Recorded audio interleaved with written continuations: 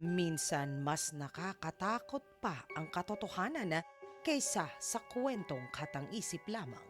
Ikukwento ko sa inyo ang pinagmulan ng kuha na litratong ito.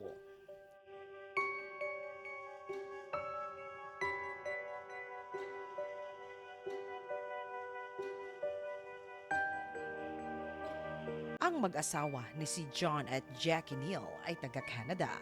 Matapos nilang paaralin ang kanilang mga supling, ay lahat sila ay umalis na upang hanapin ang hinaharap nila. Kaya naman ang mag-asawa ay malaya na upang gawin kung ano man ang naisin nila. Nang minsan ay mapadpad ang dalawa sa bansang Thailand, tila ba umibig sila sa ganda dalampasigan nito at sarap ng init ng klima. Kaya naman paulit-ulit na doon silang dalawa ay pumunta. Ayon sa mga kaibigan at kakilala ng dalawa, na ayon sa mag-asawa na ang bansang Thailand na ang ikalawang tahanan nila. Kaya naman ng taong 2004, tulad ng madalas nilang ginagawa, ay doon sila magpapalipas ng taglamig. Sa Thailand, silang mag-asawa ay magpapasko.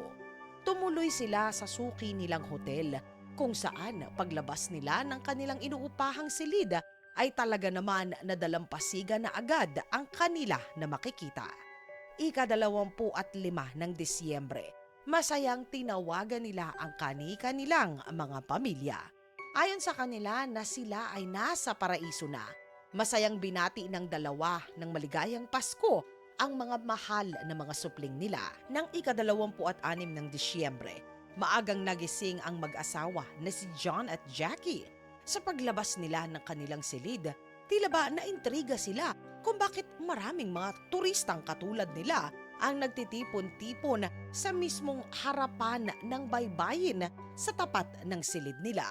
Ilang metro lamang ang layo nito sa kanilang silid na inuupahan. Doon napansin nila na ang pinagkakaguluhan ay ang kakaibang low tide o ang kakaibang hibas.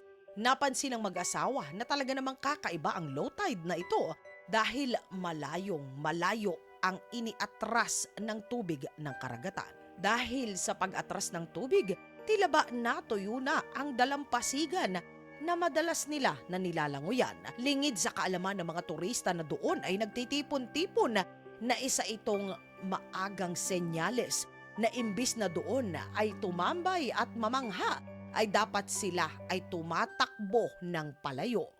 Malayong malayo, dapat ay agad na umakyat sila sa pinakamataas na lugar na maaari na maabot nila.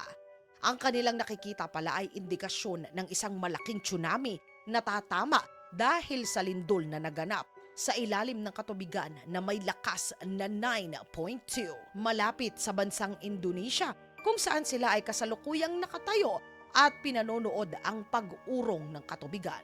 Mga katinagalog ko, wala ng panahon upang sila ay makatakbo. Nang bumalik ang tubig kasama si John at Jackie sa mga turistang natangay ng agos, natagpuan ng kanilang katawan 2 araw na matapos na ito ay matangay. Kasama sila sa bilang na 230,000 mga tao na sawing palad na hindi nakaligtas, hindi nakita at tuluyan na nawala. Matapos ang 1 buwan, natagpuan ang kamera ng mag-asawa.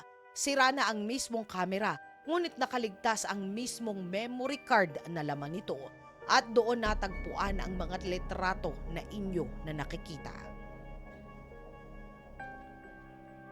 Ito naman po ang totoong kuha ng tsunami na sumalanta noon sa Indonesia at kumuha ng 230,000 mga buhay.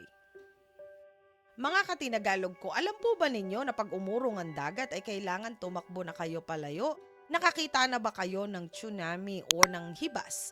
Isulat po ang inyong saloobin sa comment section sa ilalim upang sama-sama naman po na ito ay ating basahin.